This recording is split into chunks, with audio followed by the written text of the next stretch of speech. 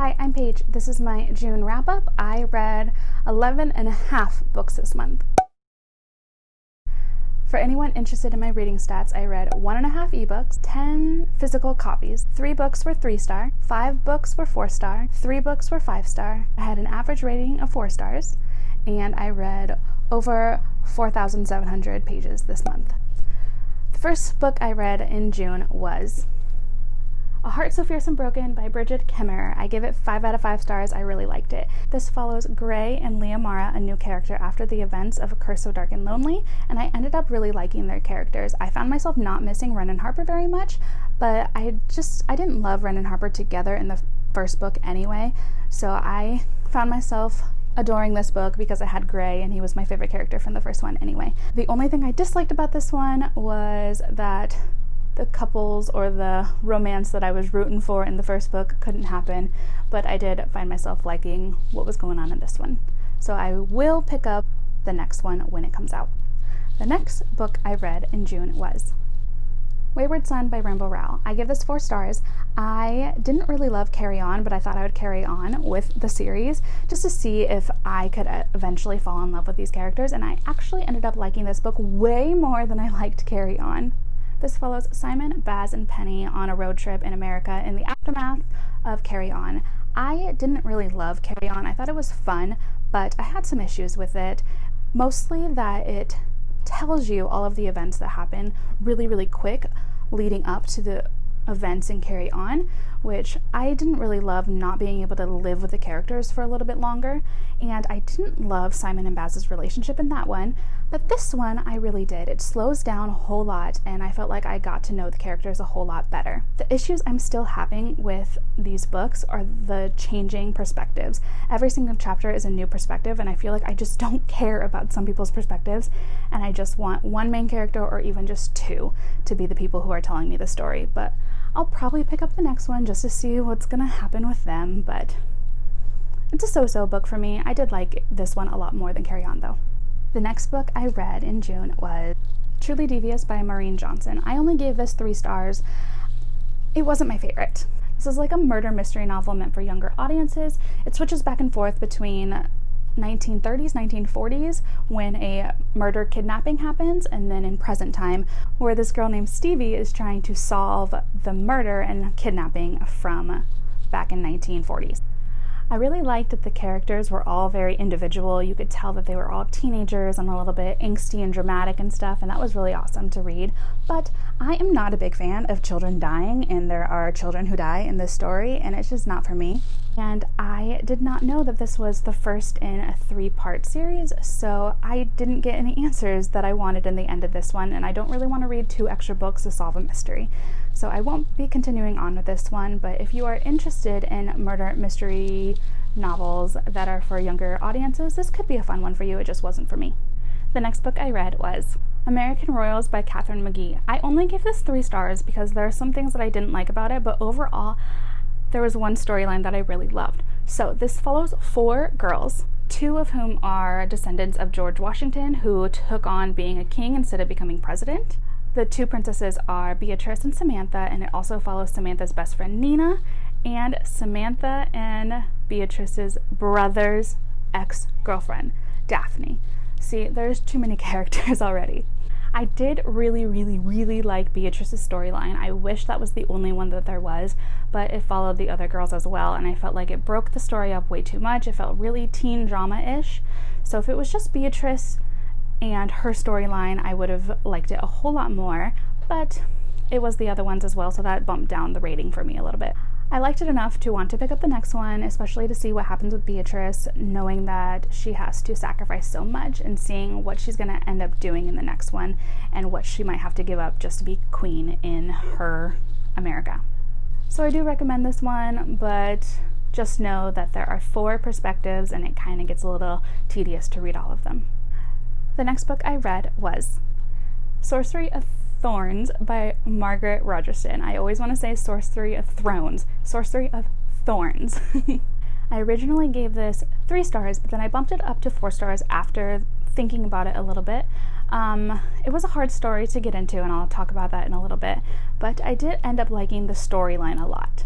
This follows Elizabeth, who is raised in a library that protects magical grimoires that are almost like sentient in themselves, and these grimoires can get damaged and turn into these really heinous creatures that could attack cities, but the librarians there can protect the grimoires, but also protect the cities from when these grimoires turn bad. But Elizabeth's mother figure ends up getting killed by one of these grimoires, and people think that Elizabeth did it. So she gets taken to like the capital city where a sorcerer is going to determine what her punishment will be, but then things go astray from there. In this story, Elizabeth meets Nathaniel and Silas. Silas is a demon that Nathaniel's family has used because the sorcerers in these worlds trap demons to get their powers, but Silas has basically been raising Nathaniel the entire time, and he is the best character in this story, absolutely. I will not be ashamed to admit that I cried over a demon like more than once. The next book I read was The Ballad of Songbirds and Snakes by Suzanne Collins. I gave this 4 stars. I ended up actually really liking this one a lot. This follows Coriolanus Snow as he takes on the role of being a trial mentor for the 10th Hunger Games in a plan to invoke more capital citizens to watch the Hunger Games. I liked a lot about this. I really liked seeing how devolved the Hunger Games were and realizing that the capital didn't care about what was going on with the Hunger Games, and that it took these college-age students throwing out their ideas to figure out to get more capital citizens to watch and care about this Hunger Games and not forget about the rebellion. It was interesting to see how much of a spectacle it was not in this Hunger Games and how poorly the tributes were treated. I also really liked not having a character that I sympathized with. I did not think he was a good person at all, and I feel like a lot of people were worried that this book would be written to sympathize with Snow, and I felt like it did a really good job of showing a very narcissistic character who is so selfish and entitled and thinks that he deserves everything, and slowly build him up to just be more and more awful. The story is just so good on showing this rich white man in power and how charming and charismatic they can be while just being in it for themselves and only wanting their own riches and their own desires. The one thing I did dislike about this book was that it was split up into 3 parts, I believe, and the last part felt like it took forever. Everything was moving along pretty steadily, and then the 3rd part just hit the brakes and everything slowed down, and I didn't really care for that 3rd part. And then right at the very end, everything was super rushed and it was very abrupt, and that just felt very jarring to read. And the epilogue was so good. It gave so much detail and information of things that I wanted from the whole story. If it could have just been all background of the Hunger Games, I would have absolutely loved this. But there were some slow aspects that were not the most fun to read, so I give this 4 stars. The next one I read was a nonfiction, so I read this on ebook, and that was Why I'm No Longer Talking to White People About Race by Reni Eddo-Lodge. I gave this 4 stars. I might bump it up after I've thought about it a little bit, but initially I gave it 4 stars, mostly because it happens in Britain, and a lot of the events and the places that it talks about just went over my head because I don't live there. Overall, I thought this book gave a lot of valuable information, and it's helped me start some conversations with my family about race. And I keep thinking back on it, and of the 2 nonfictions that I've been working through this month, I do think it was the better one that I've read. Next, I read The Inexplicable Logic of My Life by Benjamin Alire Saenz, and I already talked about this in my mid-year freakout tag, but I can talk about it again. It's 5 out of 5 stars for me. It follows Sal as he's trying to grapple with being on the edge of being a teenager and being an adult, dealing with grief and death, and also bonding with his friends and family, and it's just so wonderful. I love everything about this. I especially love his dad. Sal was adopted when he was 3 years old when his mother died, and his adoptive father and him have this super special, strong bond. They are like best friends, and his dad is just an amazing parent. I think I cried the most just reading how much Sal's family absolutely adores him and how much he loves them and cares for them.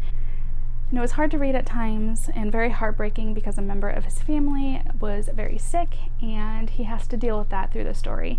But this is about friendship and family, and it is beautiful. I absolutely love this one.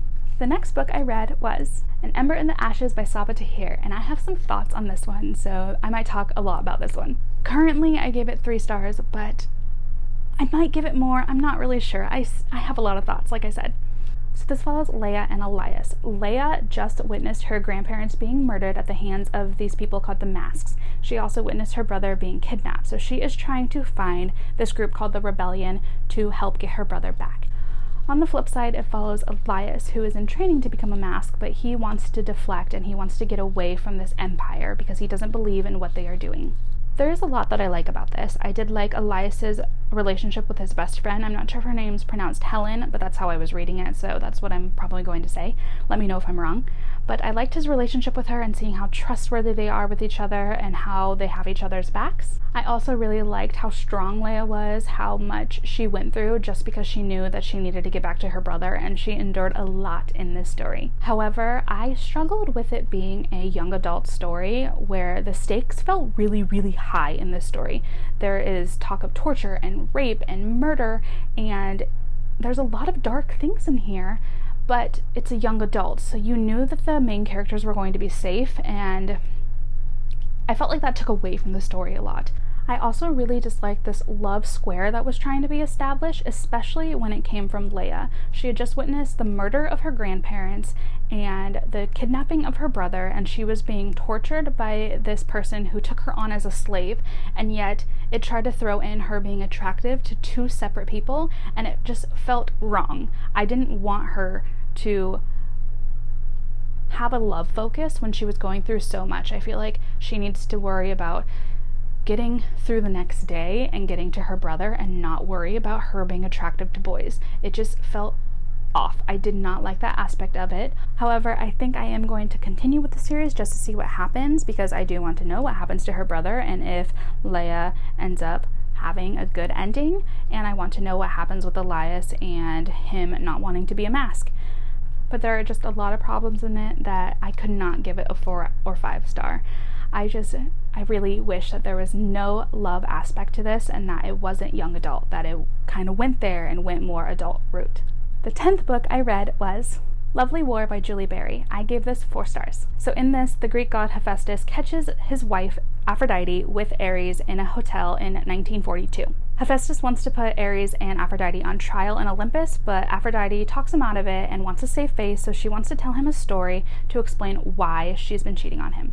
So Aphrodite enlists the help of Apollo, Ares, and Hades to tell the story of 2 different couples in World War I. I thought the storytelling was really gripping. I liked that it was told by the Greek gods and that they would switch perspectives to give their insight based on what they're gods for. So Apollo would talk about music, and Ares would talk about the war aspect, and Hades would talk about death, and Aphrodite would share the main story about love. I cried a lot during this one, especially at the beginning. I felt the characters' emotions, I felt their fears, and it was really, really beautiful. I did think that the ending was very weak, though. There was a point where the story felt like it ended. Even Aphrodite acknowledges, like, the story could end right here, but then they continue on as gods and talking and bantering, and I felt like it just got weaker and weaker and weaker, and I didn't care how it ended up ending and what the purpose of Aphrodite telling the story ended up being. One thing that I thought was pretty funny about this was that I had just read Percy Jackson, and I swear that the characters were pulled straight from Percy Jackson and put into this book. Like, this feels like it is in the Percy Jackson universe, because the gods talked almost the exact same way and joked with each other and bantered and argued with each other the same way they do in the Percy Jackson books, that I just thought that this was a continuation. You would read the love stories and it wouldn't feel anything like a Percy Jackson universe, but you would jump right back into the hotel and hear them bantering and arguing, and it felt like those characters, so I thought that was funny. I also disliked that there was clear favoritism in one of the couples. It was supposed to be 2 couples. One of them happened to be interracial, and that couple just ended up not being on screen very often, and their ending was just really abrupt. It was like 1 chapter, a big summary about their lives, and I didn't like that aspect of it. I really liked them as a couple, and I wanted to know more about them, so that was something that kind of bothered me a lot. But overall, I would recommend. I thought the storytelling was really beautiful. I liked hearing the gods and how they joked with each other, and I liked the love stories a lot. I just felt like the ending was very, very weak. And the 11th book I read was The Hate U Give by Angie Thomas, and I gave this 5 stars. So this follows the aftermath of Star Carter witnessing the death of her childhood best friend Khalil at the hands of a police officer, even though he was unarmed. It's her dealing with needing to decide if she's going to come out as a witness for this case to bring him justice when that could put her life in danger. It's also her dealing with her identity and not knowing if she belongs in her neighborhood when she goes to a private school 45 minutes away with predominantly white people, and not feeling like she can be herself with her friends at that school either. So she's dealing with a lot of identity issues on top of seeing the second person in her life be shot and killed. I loved Star's family. I felt like their family dynamic was absolutely beautiful. I feel like her parents were so supportive and they did as much right as they possibly could. They cared so much and wanted to put her first and her safety first at every single step. I definitely recommend this book, and I am picking up any of her stories because I thought her storytelling was very, very beautiful. She knew how to write characters and relationships, and when things got really heavy, she was able to lighten it organically where I didn't feel like I was jolted from just crying to laughing. It was so good. I highly recommend this one. I understand the hype around it. And lastly, I'm not finished with it yet, so that's why I'm counting it as half a book, but that is White Fragility by Robin DiAngelo. I am liking it so far. I am still getting through it. I do think that it is acknowledging white privilege and helping people who are reluctant to accept that they have done racist things figure out why it is wrong what they are doing, and how looking at racism isn't only bad people can be racist, and because I am good, I have never done anything that can contribute to racism. I feel like that is a really good way to get people to understand that some of the things they've done in the past doesn't make them a bad person, but they do need to accept that they have done these and move forward and learn from what they have done and why it is wrong. So I'll let you know how I feel when I have finished this book, probably in my July wrap-up. So those are my 11.5 books from June. Comment down below and let me know if you've read any of them and what you thought about them. I'm going to try and post on Wednesdays and Fridays. So if you like this video, go ahead and subscribe so you can see more like this. And thank you for watching. I will see you later. Bye.